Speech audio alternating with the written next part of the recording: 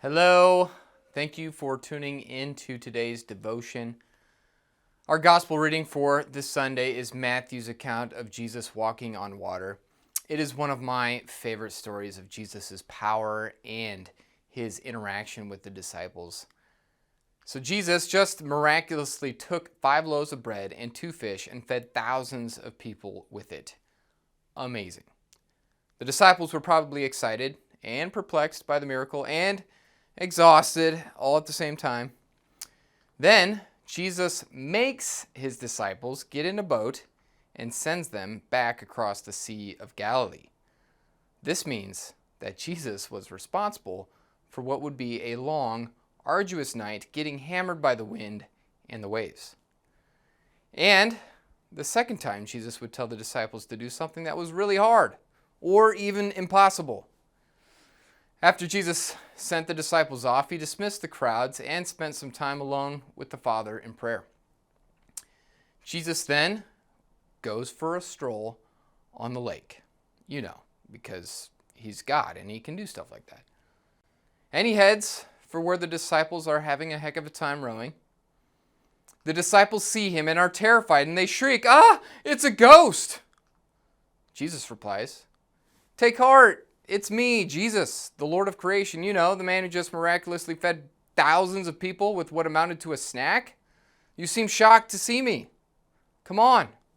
Fear not. Do not be afraid." And then I just love Peter's response. "Okay, Lord, if it's you, command me to do another impossible thing by telling me to come to you on the water." Jesus said, Come on then." And seemingly without hesitation, but I know if it was me in this situation, I would have been like, you sure about this? But out of obedience to the word of Jesus, Peter got out of the boat, set his eyes on Jesus, and actually started to walk on water. Wow. But then what happens? His focus turns from Jesus toward the winds, to the wind, and to the waves. And he begins to sink. He cries out, "Lord, save me!" Jesus then reached down and grabbed him. Before he placed Peter in the boat, he scolded him. He said, "O you of little faith, why did you doubt?" Ouch. Come on, Jesus. Peter showed tremendous faith by stepping out of the boat. Can't you give him an attaboy? Or giving him an A for effort? Nope, just a rebuke.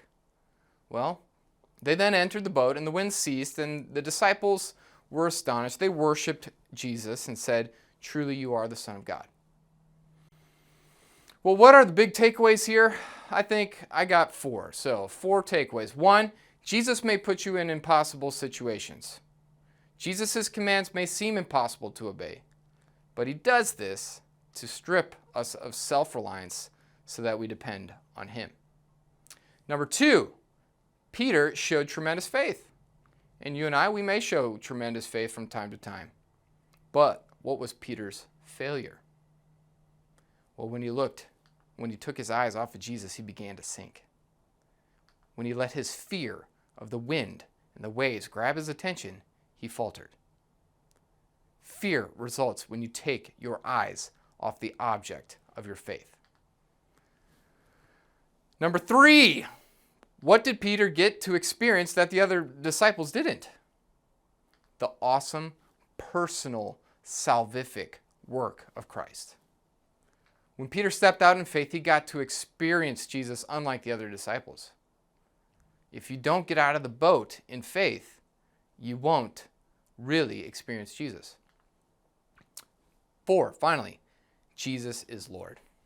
He is in control of all things. Jesus cares for us.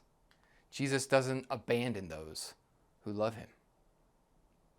Thank you for listening, and may God bless your day.